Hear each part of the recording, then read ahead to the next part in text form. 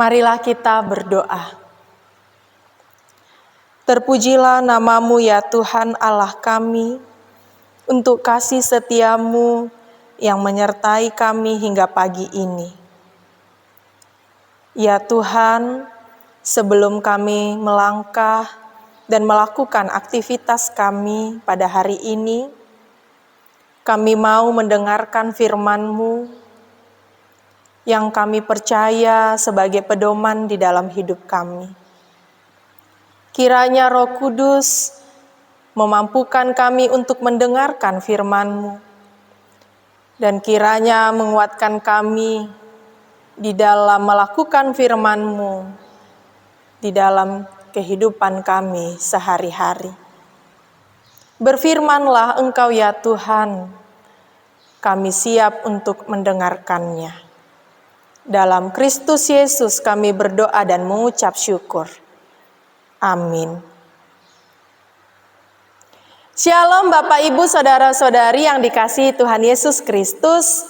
Selamat pagi bagi kita semua. Saya berharap Bapak Ibu Saudara-saudari di dalam keadaan sehat dan sukacita. Tuhan kiranya menguatkan kita di dalam suka dan duka kehidupan kita. Pada hari ini, hari Selasa, 29 Maret 2022, Tuhan menyapa kita melalui firman-Nya yang tertulis di dalam 1 Yohanes pasal 4 ayat 10. Demikianlah firman Tuhan. Inilah kasih itu, bukan kita yang telah mengasihi Allah, tetapi Allah yang telah mengasihi kita dan yang telah mengutus anaknya sebagai pendamaian bagi dosa-dosa kita. Demikianlah firman Tuhan. Bapak, Ibu, Saudara-saudari yang dikasihi Tuhan Yesus Kristus, kita tahu bahwa Allah adalah Allah yang maha kuasa, Allah yang maha kasih, Allah yang murah hati. Allah adalah kasih itu sendiri. Allah adalah sumber kasih setia. Oleh karena kasih setia Allah, Dia mengutus anaknya yang tunggal untuk hadir ke dunia ini, menyelamatkan kita orang berdosa dari dosa-dosa kita. Menyelamatkan kita, menebus kita, dan mengajak kita dalam satu kepastian, dalam satu kehidupan, yaitu mau mengasihi karena Allah sudah terlebih dahulu mengasihi kita. Bapak, Ibu, Saudara, kita sebagai manusia tidak mampu mengasihi kalau kita tidak ada koneksi dengan Allah sendiri.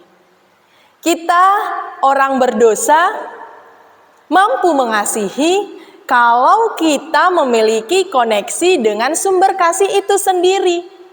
Seperti arus listrik mengaliri lampu dan alat-alat yang lain yang mampu menyalakan lampu. Kita lihat lampu dapat menyala, itu karena memiliki koneksi aliran listrik. Seperti itulah kita. Kita tidak mampu melakukan kasih kalau kita tidak terhubung dengan Allah sebagai sumber kasih itu sendiri. Allah sebagai sumber kasih itu telah menghadirkan Yesus Kristus sebagai pendamaian akan dosa-dosa kita. Saat ini, melalui renungan ini, kita diajak untuk menghadirkan kasih Allah di dalam kehidupan kita sehari-hari. Memang itu tidak mudah. Menghadirkan kasih Allah di dalam kehidupan kita membutuhkan proses yang panjang. Terlebih membutuhkan Allah yang adalah sumber kasih di dalam kehidupan kita. Di dalam proses yang panjang itu, Bapak Ibu, kita seringkali mengalami kekecewaan karena kita tidak memiliki atau tidak mendapatkan respons yang seimbang dari apa yang kita lakukan. Karena kita kerap kali berharap ketika kita melakukan kebaikan, melakukan kasih, menolong seseorang, kita berharap seseorang itu suatu hari nanti akan menolong kita. Lalu bagaimana kalau hingga saat ini orang-orang yang sudah Bapak, Ibu, Saudara-saudari kasihi tidak membalaskan kasih itu? Pasti merasa kecewa. Pasti merasa orang itu tidak tahu diri, orang itu tidak tahu untuk mengasihi dan membalaskan kasih yang sudah kita lakukan. Pasti seperti itu kita katakan. Tetapi ketika kita sadar bahwa kita pun mampu mengasihi, itu karena kita menghadirkan Allah di dalam hidup kita. Kita menghadirkan kasih yang bersumber daripada Allah di dalam hidup kita. Dengan itu, kita mampu mengasihi. Tidak ada lagi kata kekecewaan. Karena ketika kita mengasihi, walau tidak dibalaskan, walau tidak kita dapatkan balasan kasih yang kita telah berikan, kita tetap di dalam sukacita. Kita tetap di dalam sukacita. Karena kasih yang mengalir melalui sumber kasih itu sendiri, mengalir setiap hari, setiap waktu di dalam hidup kita. Dan kita pun terpanggil untuk mengaliri kembali kasih itu kepada sesama kita, kepada banyak orang. Karena wujud dari kita yang telah menerima kasih Allah, yaitu kita menjadikan diri kita sebagai seseorang pembawa kasih dan membawa banyak orang untuk percaya melalui pengenalan terhadap Allah.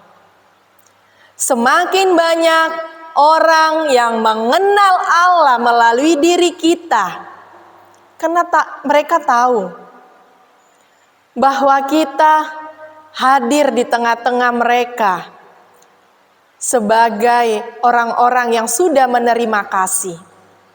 Kita hadir untuk menyatakan kasih Allah, agar semakin banyak orang yang mengenal Dia melalui kita.